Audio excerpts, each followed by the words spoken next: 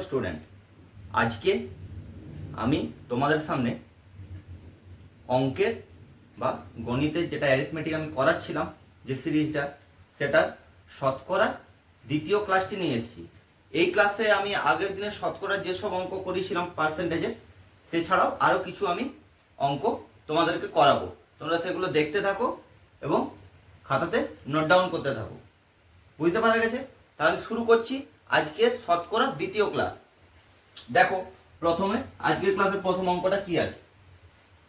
একজন ছাত্র কোনো একটি সংখ্যাকে 4/3 দ্বারা গুণ করার পরিবর্তে 3/4 দ্বারা গুণ করে, তবে ছাত্রটি কত শতাংশ ত্রুটি করলো। এই টাইপের অঙ্ক কিন্তু পরীক্ষাতে প্রায় এসে থাকে। অঙ্কটা খুব সহজ, ঠিক আছে, জাস্ট জানা থাকলে খুব খুব খুব সহজ, কিন্তু এই টাইপের প্রশ্ন কিন্তু পরীক্ষায় আসে। এবং এই ভুলগুলো যে কোনো স্টুডেন্টরা করে, দেখবে ছোটবেলায় যে কোনো স্টুডেন্টরা যখন এই ধরো করতে বলেছে যে 4/3 দিয়ে গুণ, করে ফেলেছে 3/4 দ্বারা গুণ, তাহলে সেই রকম আমাদের মানে প্রাত্যহিক জীবনে যেসব ব্যবহার, সেখান থেকে অঙ্কটা তোলা হয়েছে। তাহলে অঙ্কটা ভেরি ইম্পর্টেন্ট। দেখো, তাহলে এই অঙ্কটা আমি কিভাবে করব। দেখো, এই অঙ্কটাকে কোনো একটা আমি সংখ্যা ধরে নেব। কি রকম সংখ্যা ধরবো না, এই যে হর যেটা আছে, লব উপরটা লব নিচটা হর, হর যেগুলো আছে 3 আছে আর এখানে 4 আছে, এটা লসাগু করব। 3 আর 4 এর লসাগু কত? 12। ঠিক আছে, তাহলে সংখ্যাটিকে আমি 12ই ধরে নেব। তাহলে দেখো, যদি 12কে 4/3 দ্বারা গুণ করা হয় তাহলে কত হয়? 3 4 12, 16। আর যদি 12কে 3/4 দ্বারা গুণ করা হয় তাহলে 4 3 12, তাহলে কত হচ্ছে? 9। দুটোর মধ্যে ডিফারেন্স কত হলো? তাহলে 7। 7 ডিফারেন্স কত হওয়ার প্রয়োজন ছিল? হওয়া দরকার ছিল 16। কত ডিফারেন্স এসেছে? 7। তাহলে আমি যখন পার্সেন্টেজ কি বার করবো তখন কি হবে? 7 ডিভাইডেড বাই 16 ইন্টু 100%। ক্লিয়ার? তাহলে এটা সমান কত হচ্ছে? 700/16%। এটা দেখো, 4 16 64, 4 16 64, 60,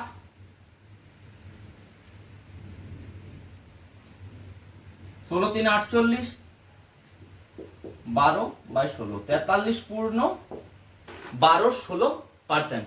বুঝতে পারা গেছে?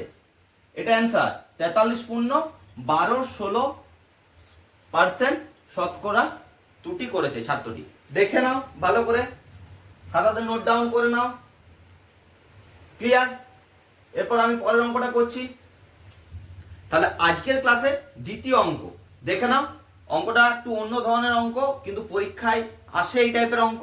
দেখো, আমি পড়ছি অঙ্কটা, আমি কিভাবে করব তোমরা খাতায় নোট ডাউন করো, খুব সহজে অঙ্কগুলো করতে পারবে। দেখো, যদি কোনো একটি ছাত্র 25% নম্বর পেয়ে 210 কম পেয়ে ফেল করে, 210 নম্বর কম পেয়ে ফেল করে, কিন্তু যদি সে 55% নম্বর পেত তবে সে 240 নম্বর বেশি পেয়ে পাস করত, তাহলে শতকরা পাস নাম্বার কত?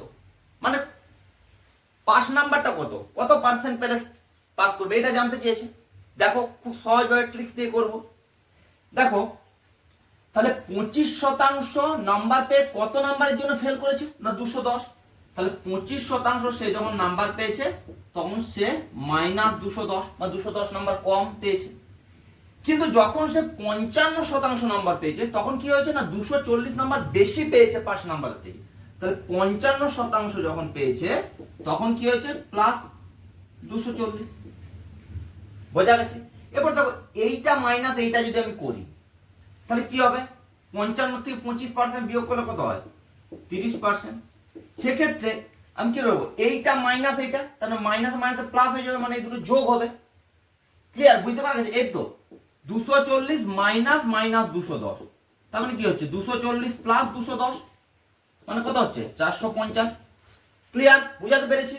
দেখো, তাহলে কত হলো? 30% মানে হচ্ছে 450। তাহলে এখান থেকে 1% মানে কত হচ্ছে? 450/30 সমান কত হচ্ছে? 15। ক্লিয়ার? 15 এরপর দেখো 1% মানে হচ্ছে 15। তাহলে এবার দেখো হয় 210টা নেবো কিংবা আমি 240টা নেবো। তাহলে আমি দেখে নিই 210 নাম্বার মানে কত শতাংশ। তাহলে দেখো 1% মানে 15, তাহলে 210 নাম্বার মানে 210/15, মানে এটা কত হচ্ছে দেখো 15কে 15 4 15 60, মানে কত হচ্ছে 210 মানে হচ্ছে 14%। তাহলে 210 নাম্বার কম পেয়ে সে ফেল করেছে। ভালো করে দেখো, 210 নাম্বার কম পেয়ে সে ফেল করেছে। তাহলে 210 নাম্বার মানে কত শতাংশ কম পেয়ে সে ফেল করছে? 14% কম পেয়ে। 210 কম পাওয়া মানে 14% কম পেয়ে সে পরীক্ষায় ফেল করছে। সে পেয়েছিল কত? 25%। তাহলে 25%-র সঙ্গে যদি সে আরো 14% পেত তাহলে সে পরীক্ষায় পাস করতো। তাহলে এটাই তার পাস নাম্বার এখানে পরীক্ষায়। তাহলে 25 আর 14 যোগ করলে কত হচ্ছে? 39%। তাহলে পরীক্ষায় তাহলে শতকরা পাস নম্বর কত? 39%। বোঝাতে পেরেছি? বুঝতে পেরেছো? কারণ ভাবে করলাম, দেখে নাও, খাতায় নোট ডাউন করে নাও। এই টাইপের অঙ্ক এইভাবেই করবে, খুব কম সময়ের মধ্যে এটা হয়ে যাবে। আমি যেহেতু বুঝালাম তার জন্য হয়তো তোমার মনে হতে পারে সময়টা বেশি লাগছে। খুব কম সময়ের মধ্যে অঙ্কটা তোমরা করে ফেলতে পারবে। দেখে নাও। তাহলে আজকের ক্লাসের তৃতীয় অঙ্ক মোস্ট মোস্ট মোস্ট ইম্পর্টেন্ট। আজকের ক্লাসের সব থেকে ইম্পর্টেন্ট অঙ্ক, সব থেকে ইম্পর্টেন্ট। এই টাইপের অঙ্ক পরীক্ষা আসে বিভিন্ন ভাবে, ডেটা চেঞ্জ করে, নাম চেঞ্জ করে এই প্রশ্ন কিন্তু পরীক্ষায় এসে থাকে। ঠিক আছে, আমরা একদম খুব সহজ ট্রিক্স দিয়ে অঙ্কটা সলভ করব। দেখে নাও, অঙ্কটা পড়ছি দেখো। একটি বাড়িতে কিছু বিড়াল ও কুকুর ছিল। ঠিক আছে, দৈনিক প্রত্যেকটি বিড়াল 7টি বিস্কুট ও প্রত্যেকটি কুকুর 9টি বিস্কুট খেত প্রতিদিন। যদি দৈনিক 355টি বিস্কুট 45টি পশু খেত। পশু বলতে এখানে কি বলতে চেয়েছে না, বিড়াল ও কুকুর একত্রে 45টি ছিল, পশু খেত, তবে ওই বাড়িতে বিড়াল ও কুকুরের সংখ্যা নির্ণয় করো। তাহলে বিড়াল ও কুকুর টোটাল কত বলে দিয়েছে? 45। আর এই 45 জন মিলে টোটাল 355টি বিস্কুট প্রত্যেক দিন খেত। দেখো কিভাবে করছি, দেখো।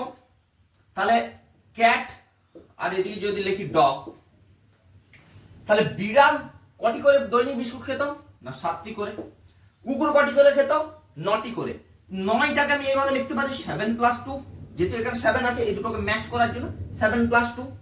তার মানে প্রত্যেকটি বিড়াল এবং প্রত্যেকটি কুকুর মিনিমাম তো 7টা করে বিস্কুট খেতই।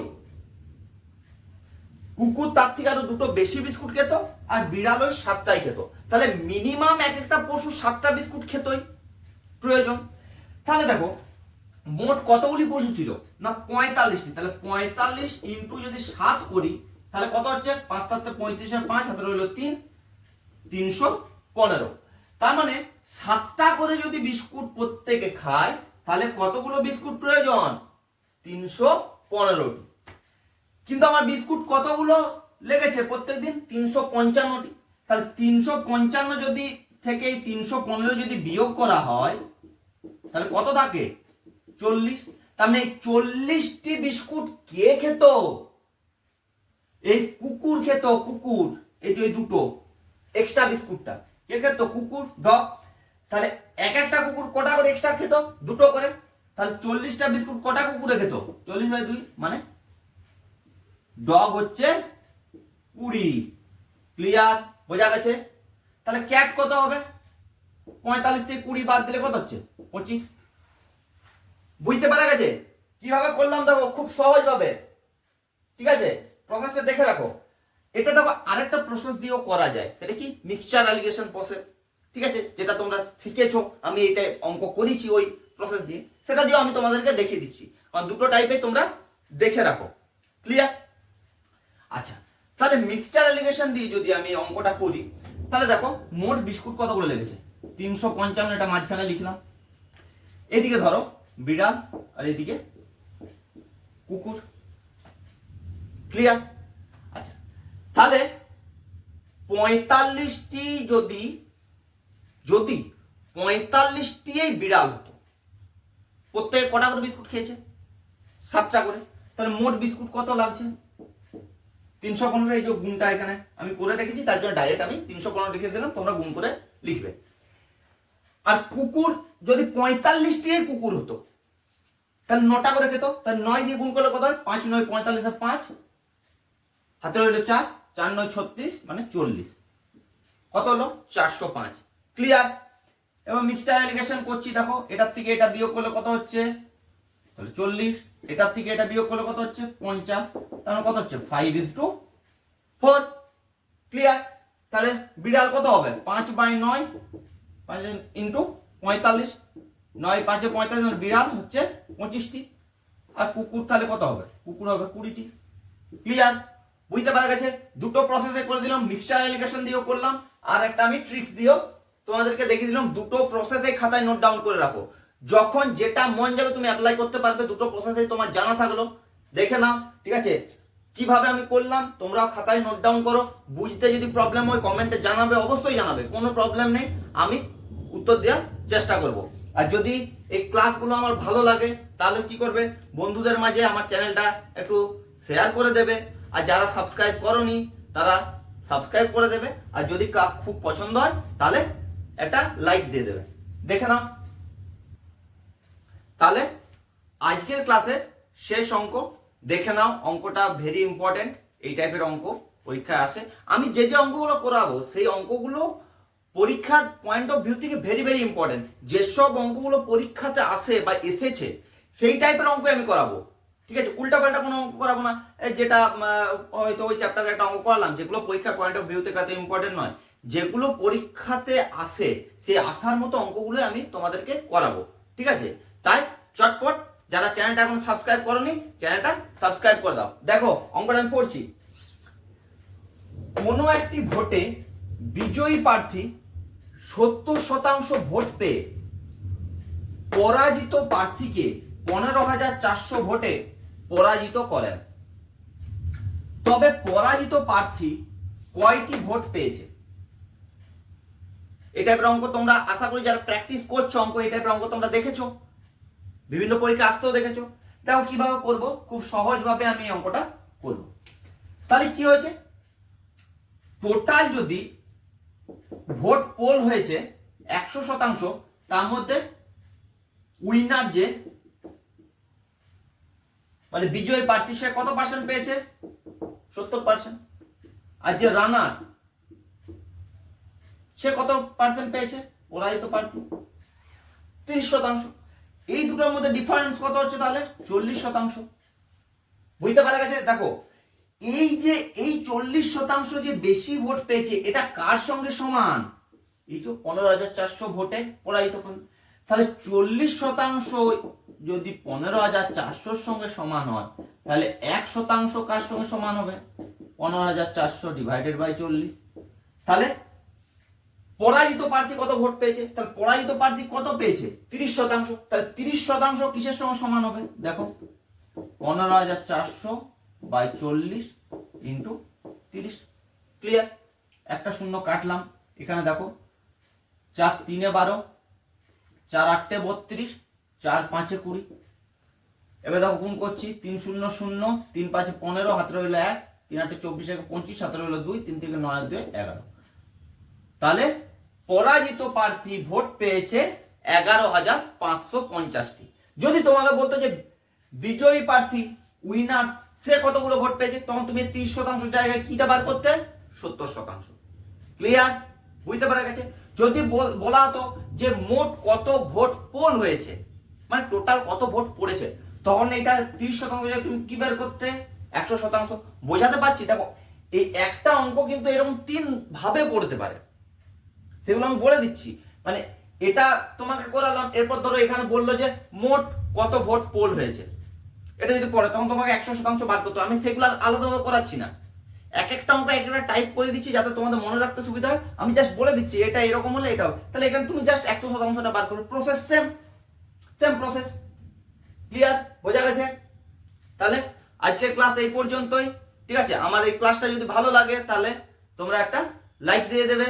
আর বললাম তো আগে যে যদি ক্লাস ভালো লাগছে তাহলে বন্ধুদের মাঝে শেয়ার করে দাও যাতে সবাই আমার ভিডিওটা দেখার সুযোগ পায়। আর যারা এখনো সাবস্ক্রাইব করনি তারা চটপট সাবস্ক্রাইব করে দাও এরকম গুরুত্বপূর্ণ ভালো ভালো ক্লাস পাওয়ার জন্য।